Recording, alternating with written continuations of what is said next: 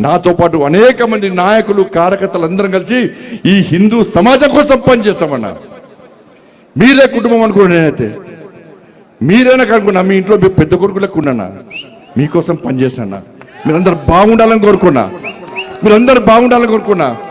ఇలా మీకోసం ఆలోచించి, మీరే మీ మనిషి ఆలోచించి, మీ కుటుంబ వ్యక్తికి ఆలోచించి నా కొడుకుకు టైం ఇవ్వలేదన్నా, నా కొడుకుతో మాట్లాడలేదన్నా.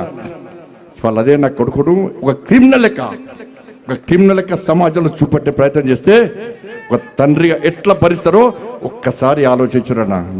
నా కొడుకు నేనేం తప్పు చేయలేనా, మేము ఫ్రెండ్స్ ఉన్నానా, మేము తప్పు చేయలే, కలిసి ఉన్నాం, ఇలా విడిపోయినాం, నేను ఏ తప్పు చేయలే, నిజాయితీగా బయటికి వస్తా అని చెప్పి ఇలా నా కొడుకు ఎప్పటికీ నేను సమర్థిస్తలేనన్నా. తప్పు ఎవడు చేసినా కూడా నా కొడుకైనా సరే ఎవడైనా సరే చట్టం ముందు సమానులే. నా కొడుకు తప్పు చేస్తే తప్పకుండా నా కొడుకు శిక్ష 100% పడాల్సిందే. ఇలా నా కొడుకు ఒక రకమైన చట్టం, ఇంకో వ్యక్తికి ఇంకో రకమైన చట్టం ఉండాలని కోరుకునే వ్యక్తి బండి సంజయ్ గారు. సమాజంలో చట్టం ఎవరికి చుట్టం కాదు, సమాజంలో చట్టం అందరికీ సమానమన్న విషయాన్ని ఇవాళ నేను స్పష్టం చేస్తున్నానా.